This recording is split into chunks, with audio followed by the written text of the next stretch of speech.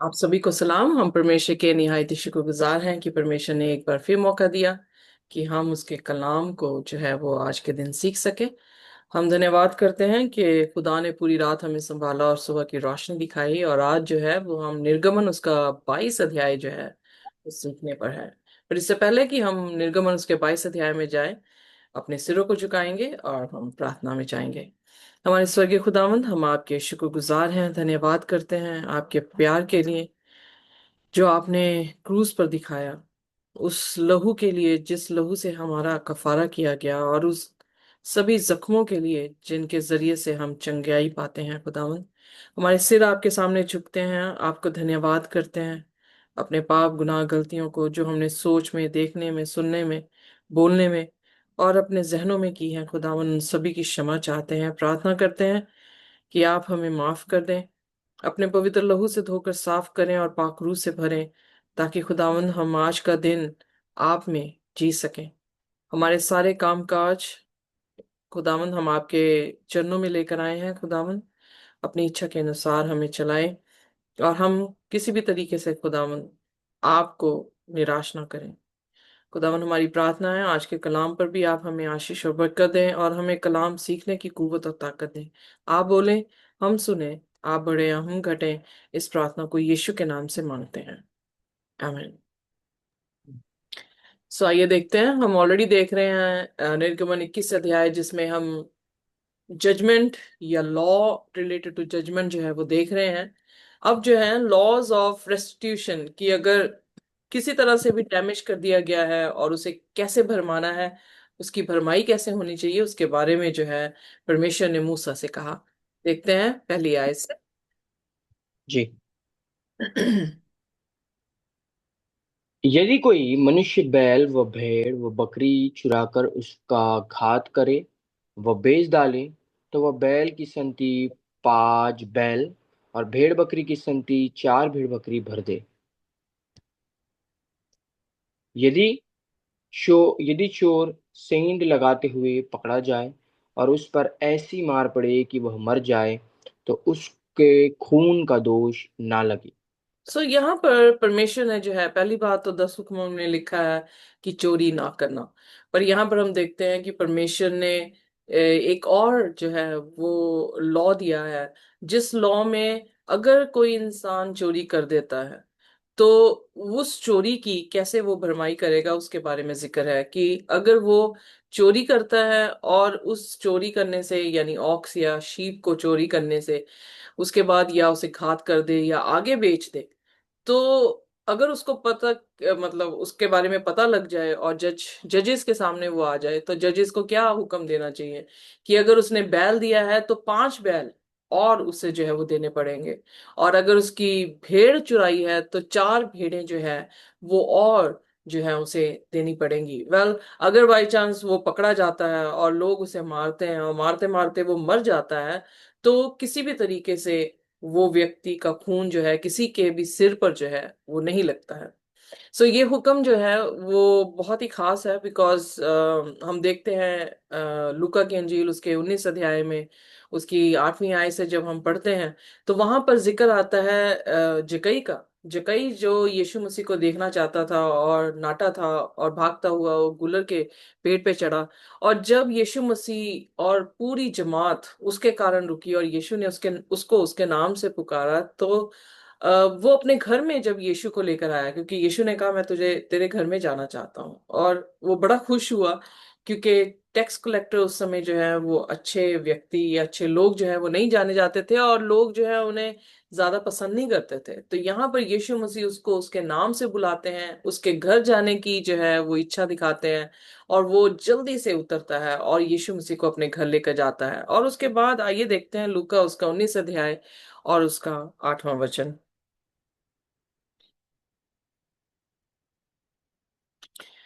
वहां पर जी।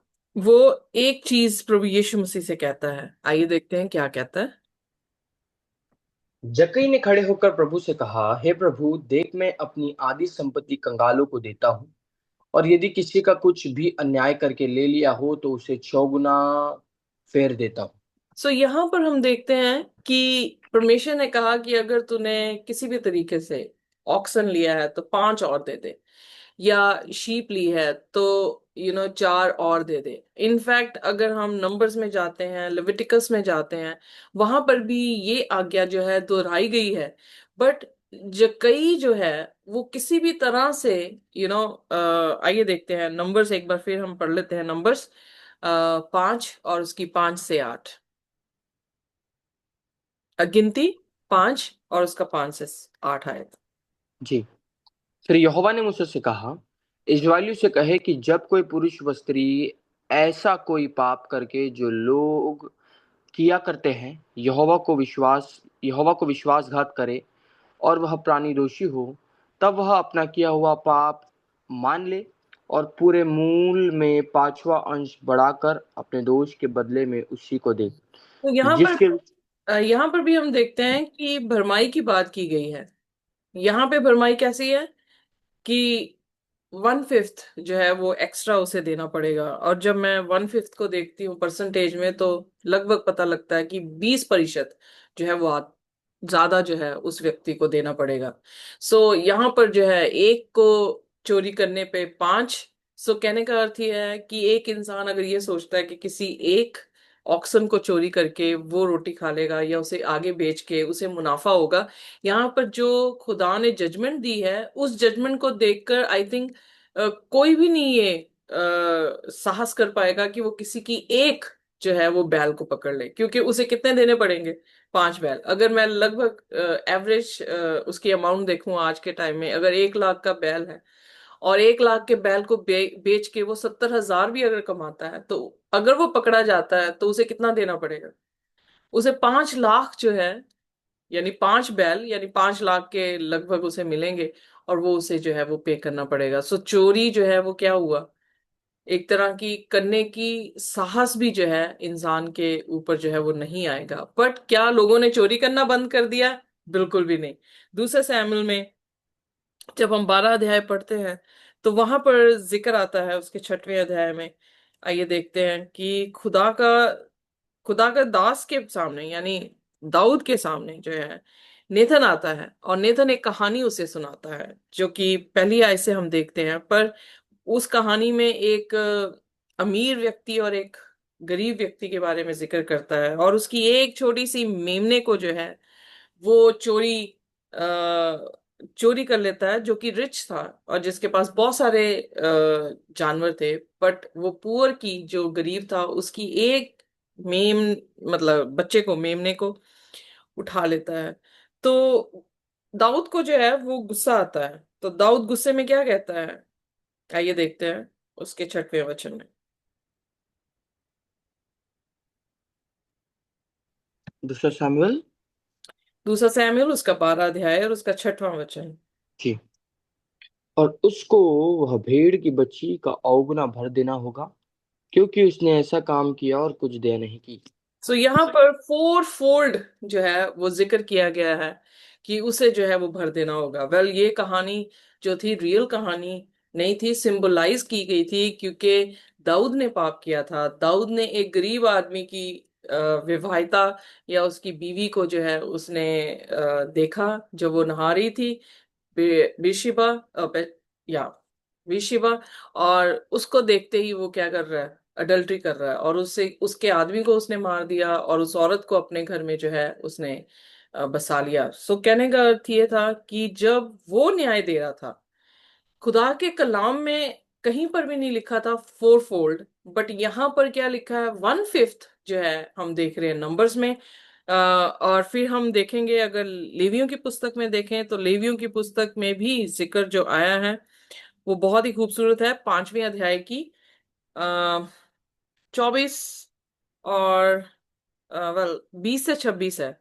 पढ़ने मेरे साथ, लेवियो उसका 5, उसकी 20 से 26 आयत। 11:7 5। 20 से 26। जस्ट 5 में 20 से 26 तो नहीं है। रियली? हम्म। ओ ओ सॉरी। 11 आप कह रहे हैं ना? या पांच में। ओके, लय व्यवस्था 6 की 1 से 7 करके देखें। फिर यहोवा ने मूसा से कहा, यदि कोई यहोवा का विश्वासघात करके पापी ठहरे, जैसा कि धरोहर व लेन देन व लूट के विषय में अपने भाई से छल करे, वह उस पर अंधेर करे, वह पड़ी हुई वस्तु को पाकर उसके विषय झूठ बोले और झूठी शपथ भी खाए, ऐसी कोई भी बात क्यों ना हो जिससे करके मनुष्य पापी ठहरते हैं, तो जब वह ऐसा काम करके दोषी हो जाए, तब जो भी वस्तु उसने लूट व अंधेर करके वह धरोहर वह पड़ी पाई हो, चाहे कोई वस्तु क्या क्यों ना हो जिसके विषय में उसने झूठी शपथ खाई हो, तो वह उसको पूरा पूरा लौटा दे और पांचवा भाग भी बढ़ाकर भर दे। जिस दिन यह मालूम हो कि वह दोषी है, उसी दिन वह उस वस्तु को उसके स्वामी को लौटा दे। तो यहाँ पर हम देखते हैं कि खुदा के कलाम के अनुसार, उसके हुक्म के अनुसार हम देख रहे हैं कि 20% जो है वो एक्स्ट्रा उसे जो है इंटरेस्ट देकर जो है लौटाना है। और जब जकई यीशु मसीह के पास ये बात कहता है कि जिसका भी मैंने लूटा है, गरीबों को मैं अपनी आधी संपत्ति दे दूंगा, और जिसका भी मैंने फॉल्सली लूटा है उसको मैं 4 गुना जो है वो दे दूंगा, तो क्या नजर आता है कि उसने, उसका मोह जो था वो किसके साथ बन गया था? पैसे के साथ था। लॉ के अनुसार तो उसे 4 गुना देने की जरूरत नहीं थी। बट यहां पर हम देखते हैं कि जब उसने अपने दिल को प्रभु यीशु मसीह को दे दिया, जब वो मोहब्बत प्यार जो उसका धन के साथ था वो पलट गया और यीशु के साथ उसका प्यार हुआ, तो उसने धन की कोई वैल्यू नहीं रखी। उसने वही धन जो है वो सभी को देने को जो है वो कह दिया। तो यीशु मसीह ने उससे क्या कहा, आइए देखते हैं लूका उसका 19 अध्याय उसका 10 वचन।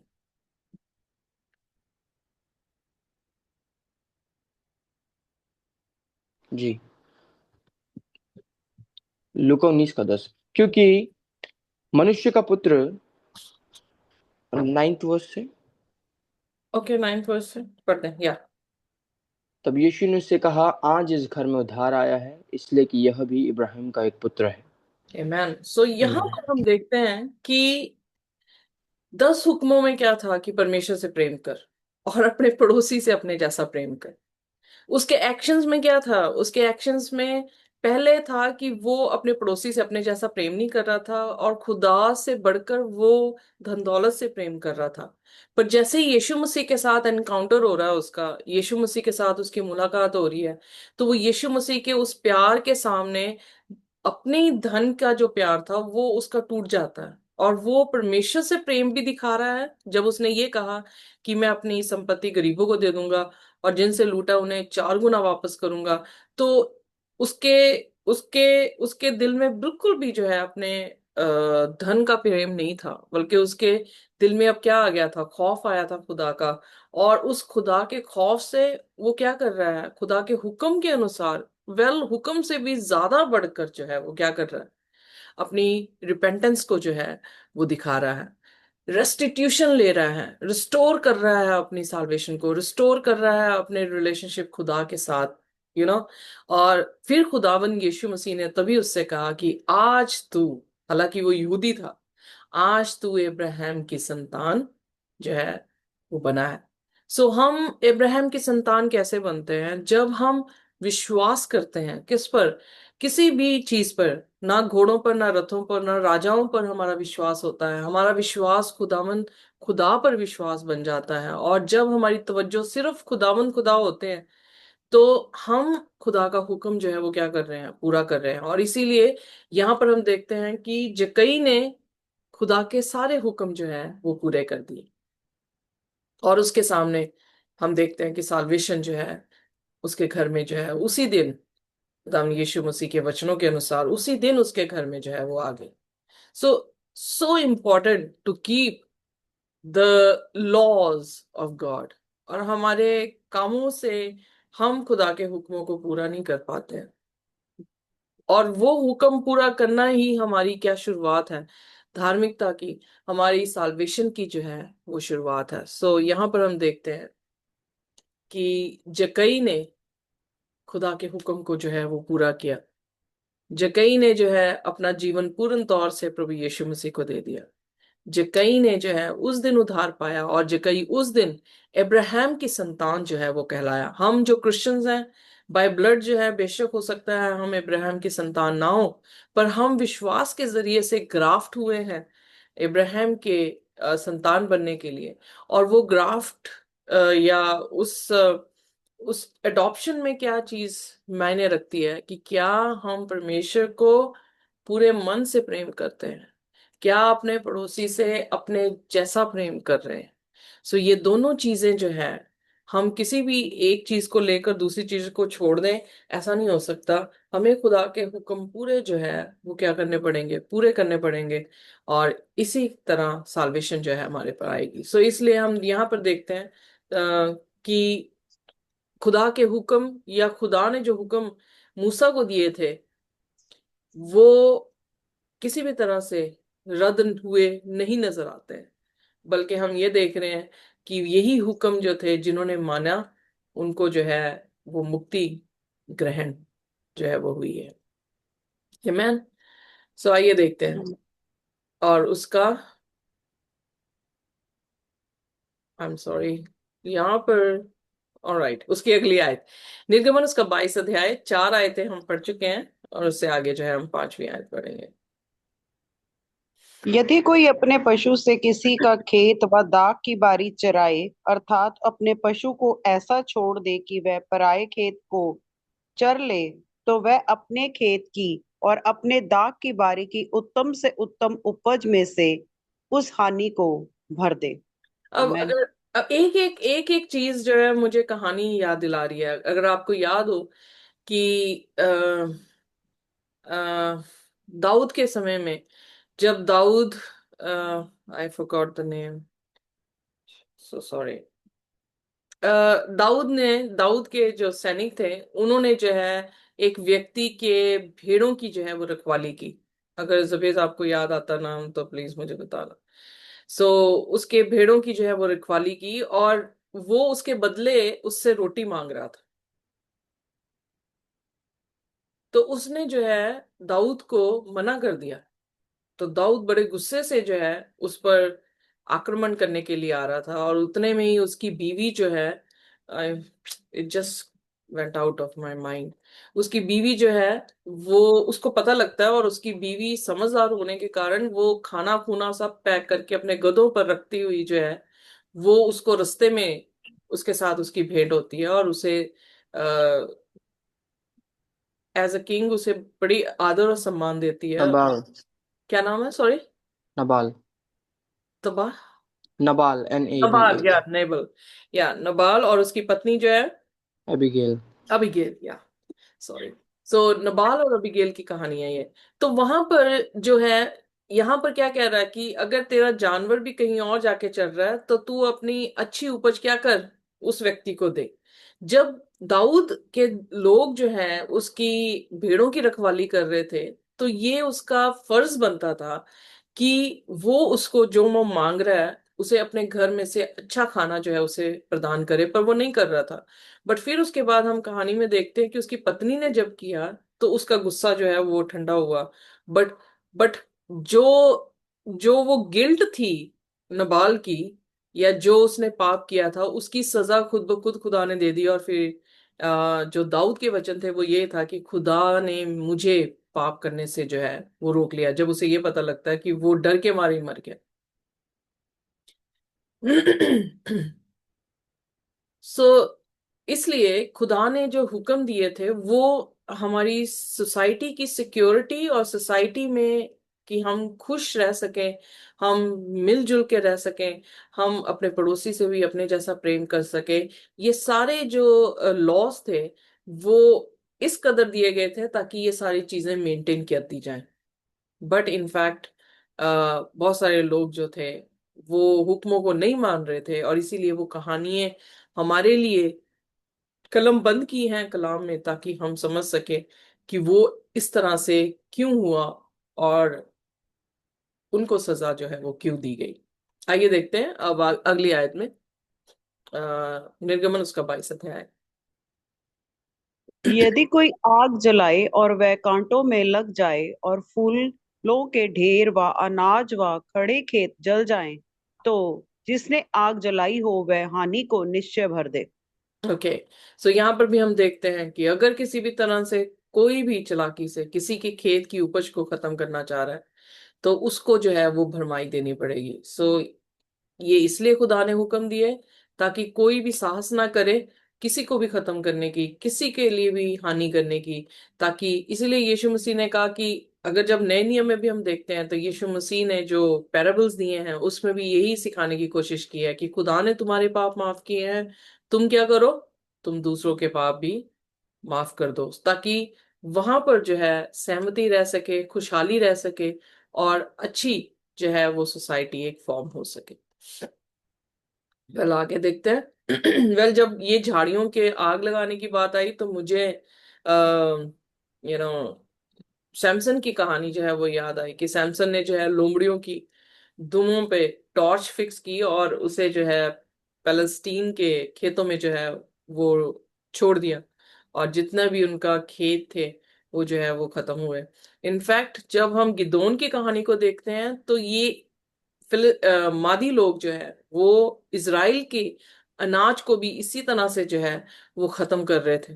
और जब उन्होंने इस तरह से खत्म किया, वेल दुश्मनी में जैसे हम ऑलरेडी सीख चुके हैं कि you should not murder. Murder और किल में क्या डिफरेंस है कि जब हम वॉर में हैं या अपने सेल्फ डिफेंस में हैं तब खुदा जो है इस चीज को बख्श देता है। पर अगर हमने अपनी बुरी इंटेंशंस के साथ ये सारे काम किए हैं तो इसलिए जब मादियों ने इजरायलियों की सारी उपज को ले जाते थे और जो बच जाती थी उसे आग लगा जाते थे, तो खुदा ने फिर गिदोन को खड़ा किया ताकि वो मादियों को क्या करे, पलट कर जो है सेल्फ डिफेंस के तौर पर पलट कर जो है उसके जवाब दे और बहुत सारे मादी जो थे वो मारे गए।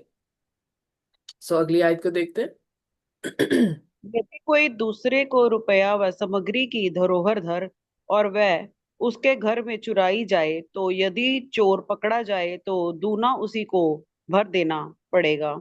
और यदि चोर ना पकड़ा जाए तो घर का स्वामी परमेश्वर के पास लाया जाए कि निश्चय हो जाए कि उसने अपने भाई बंधु की संपत्ति पर हाथ लगाया है व नहीं। ओके। सो यहाँ पर हम देखते हैं कि नेबर की मनी जो है वो सेफ कैसे रखी जा सकती है। मैं यकीनन ये चीजें जो हैं वो क्या दिखा रही हैं, वो दिखा रही हैं कि हम किस तरह से अपने पड़ोसी को अपने जैसा जो है वो प्रेम कर सकें। हुक्म 10 हुक्मों में ये लिखा है कि तू अपने पड़ोसी को अपने जैसा प्रेम कर, चोरी ना कर, हत्या ना कर, व्यभिचार ना कर, दूसरी चीज का लालच ना कर और झूठी गवाही ना दे। तो ये जो 6 हुक्म हैं, माँ बाप का आदर कर, ये 6 हुक्म जो हैं वो किसकी तरफ इशारा कर रहे हैं, जो हमारे साथ रह रहे हैं, जो कम्युनिटी में हैं, जो सोसाइटी में हैं। सो हम यहाँ पर देखते हैं कि परमेश्वर जो हुक्म दे रहे हैं वो हुक्म यही है। इसीलिए खुदावंद यीशु मसीह ने दो में समराइज कर दिया, सारे हुक्म दो में समराइज कर दिया। एक हुक्म तो परमेश्वर से प्रेम कर, दूसरा हुक्म तो अपने पड़ोसी से अपने जैसा प्रेम कर। तो उसमें क्या होना चाहिए कि पहली बात तो तू चोरी ना कर, पहली बात कि तू किसी की हत्या ना कर, पहली बात कि तू कुछ भी ऐसा ना कर। पर अगर तू कर लेता है, इसीलिए यूहन्ना की पत्री में भी, पहले पत्री में भी हम देखते हैं कि यूहन्ना क्या कहता है कि पहली बात कि तुम पाप ना करना, पर अगर तुम कर लेते हो तो तुम्हारे पास एक ऐसा वकील है जो तुम्हारे पापों की जो है वो पेनल्टी देता है। सो यहाँ पर ओल्ड टेस्टामेंट में हम ये देखते हैं कि जो कम्युनिटी है वो भरमाई कर रहा है, बट हम न्यू टेस्टामेंट में देखते हैं कि किसी ने आके वो भरमाई जो है हमारे लिए की है। बट जब हम भरमाई कर लेंगे तो क्या ये अनुमति दी जाती है या ये अनुमति हमें दी गई है कि हम दोबारा से पाप करें? ओल्ड टेस्टामेंट में नहीं, क्योंकि वो भरमाई इतनी भारी है कि कोई इंसान सोच भी नहीं सकता कि उसकी भरमाई जो है वो कर सकता है। दूसरी बात हम ये देखते हैं नए नियम में कि जो पाप हमने किए हैं, अगर यीशु मसीह ने वो पाप हमारे माफ कर दिए हैं तो क्या हमें अनुमति दी गई है कि हम दोबारा से पाप करें और दोबारा से वो भरमाई करें? ना ना ना ना, सो एब्सोल्युटली जो है ये अनोइंग है कि हम जो है खुदा को बड़ी चीप तरीके से जो है वो ले रहे हैं। हम खुदा के हुक्मों को निरादर कर रहे हैं, क्योंकि उसके हुक्म उसके करेक्टर हैं, और वो ऐसा नहीं करता है। अगर हम करते हैं तो वो करेक्टर हमारे में नहीं है जो खुदा में है। सो इसलिए हम प्रकाशित वाक्य में जो है वो नामों का जिक्र कर रहे हैं, तो खुदा का नाम है एक तरफ, पिता का नाम है जो 1,44,000 के माथों पर है, दूसरी तरफ हम देख रहे हैं कि वो नाम है जो एक दरिंदा, एक पशु जो है वो समस्त दुनिया को जो है वो दे रहा है। तो नाम क्या है? करेक्टर्स हैं। हम किस करेक्टर को होल्ड करते हैं, दैट मैटर्स अ लॉट। क्योंकि अगर हम खुदा के करेक्टर, उसके 10 हुक्मों में जो दिख रहे हैं कि हमें ये नहीं करना चाहिए, अगर उस करेक्टर को फॉर्म कर रहे हैं तो हमारे माथों पर पिता का नाम होगा।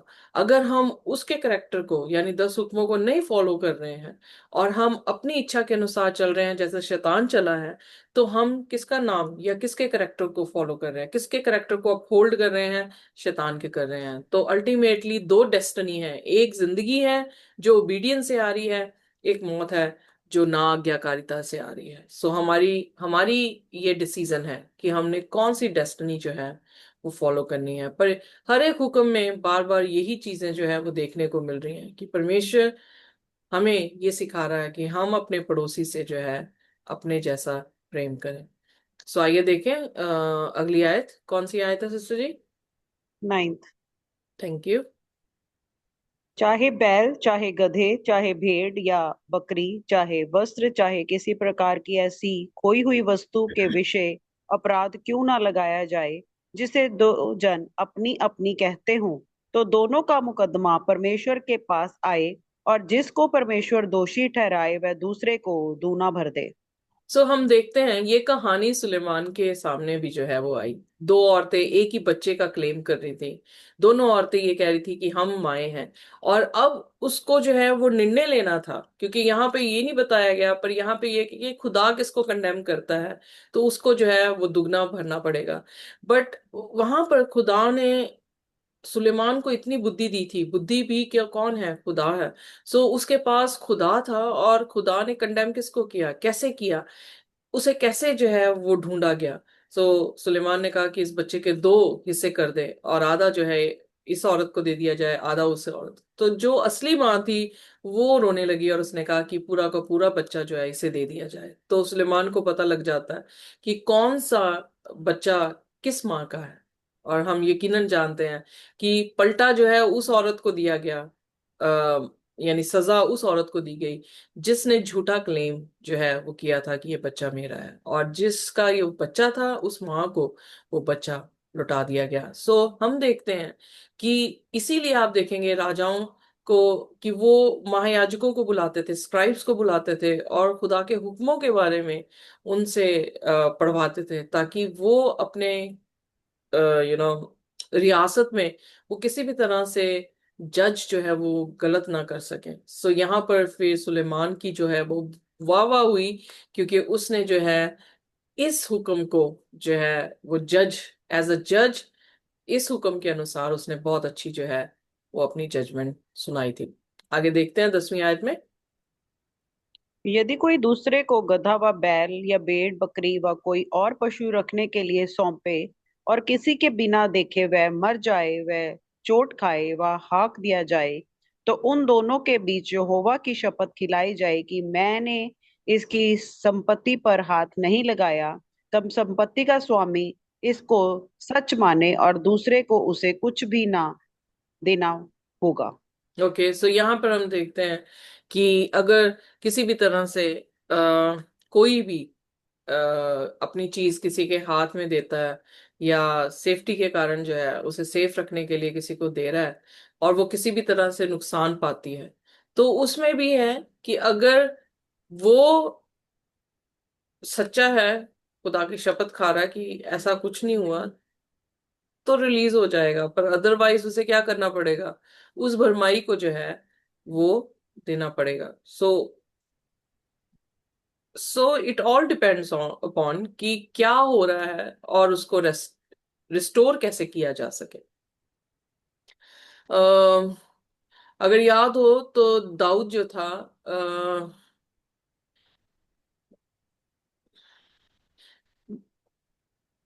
दाऊद के, आई forgot the name of the army, वो उसके परिवार को उठा के जो है वो ले जाते हैं। दाऊद कहीं और गया था, उसका परिवार जो है, उसके साथियों का परिवार, उनके बच्चे, उनकी बीवियां जो है उठा के लिए जाती हैं। और खुदा से वो पूछता है कि खुदा, मैं क्या करूं? क्योंकि पहली बार वो रोता है वहां पे।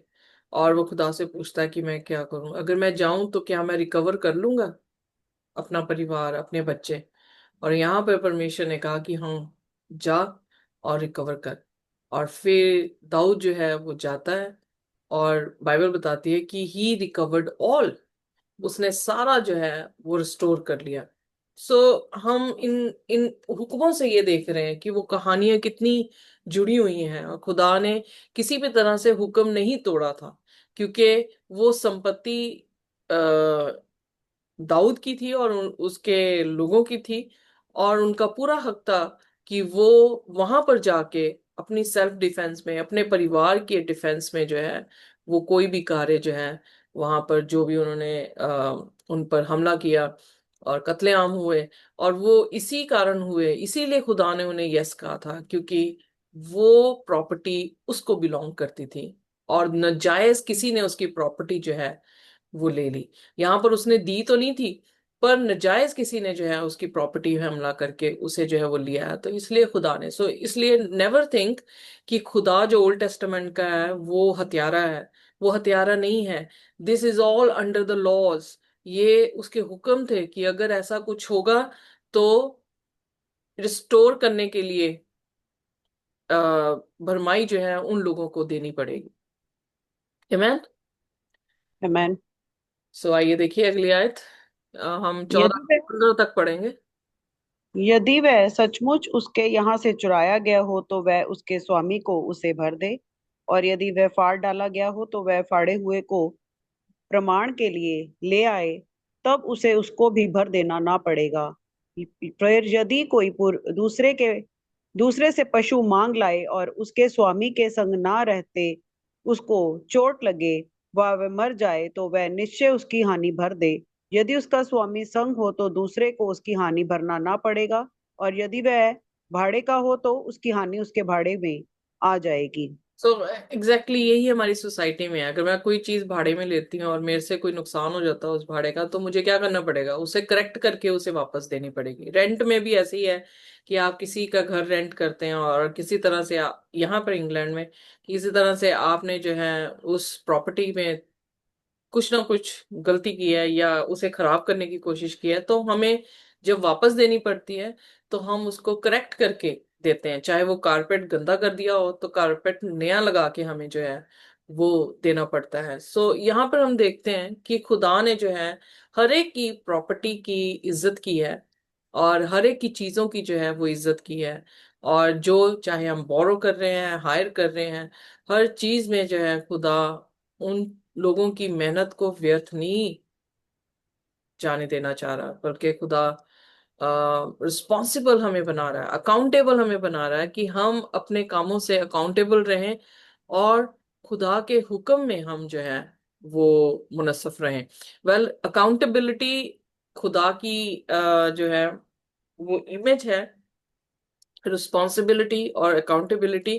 क्योंकि जब आप देखेंगे उत्पत्ति में आदम को बाग दिया गया, तो आदम को एक अकाउंटेबिलिटी भी दी गई थी कि तू इस बाग की क्या कर, रखवाली कर।